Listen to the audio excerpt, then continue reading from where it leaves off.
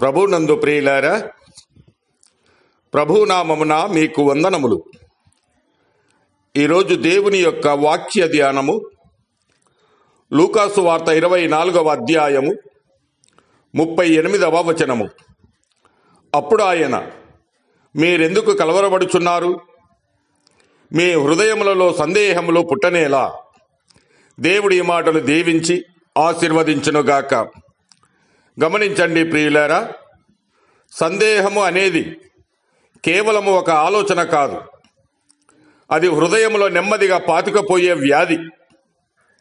దేవుడు ఏమి చేయగలడో మనకు తెలిసినా ఆయన ఇప్పుడు అదే చేయగలడా అనే ప్రశ్న మనలో లేచినప్పుడే విశ్వాసము బలహీనపడుతుంది.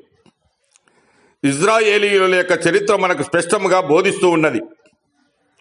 వారు దేవుని అద్భుతాలను చూశారు, ఎర్ర సముద్రము చీలిన దృశ్యాన్ని అనుభవించారు, ఆకాశము నుండి మన్నాను స్వీకరించారు.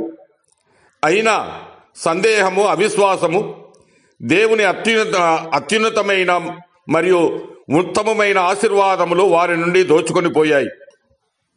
వాగ్దాన భూమి కళ్ళ ముందే ఉన్న హృదయాల్లో అనుమానం ఉన్నందున అందులో వారు ప్రవేశించలేకపోయారు.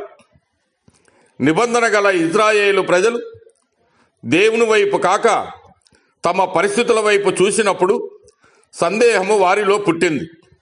అనుమానము పెరిగిన చోట విశ్వాసము తగ్గిపోయింది.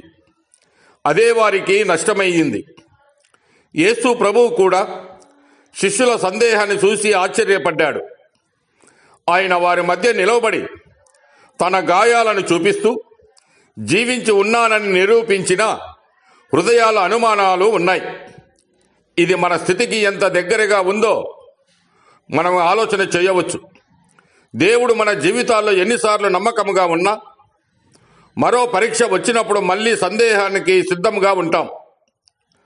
అందుకే సందేహము పరిశుద్ధుల జీవితాల్లో ప్రతిరోజు క్రీస్తు చేత జయించబడవలసినటువంటి పాపమే. సందేహము పాపమే, ఎందుకంటే అది దేవుని స్వభావాన్ని ప్రశ్నిస్తుంది. విశ్వాసము లేకుండా దేవునికి ఇష్టము కలగదు. ప్రియమైన సహోదరి, సహోదరుడా, మన హృదయాల్లో సందేహము పుట్టిన ప్రతిసారి పరిస్థితులను కాదు, వాగ్దానాలను చూద్దాం. మన బలహీనతలను కాదు, ఆయన విశ్వసనీయతను చూద్దాం. దేవుడు మిమ్మల్ని దీవించి ఆశీర్వదించునుగాక.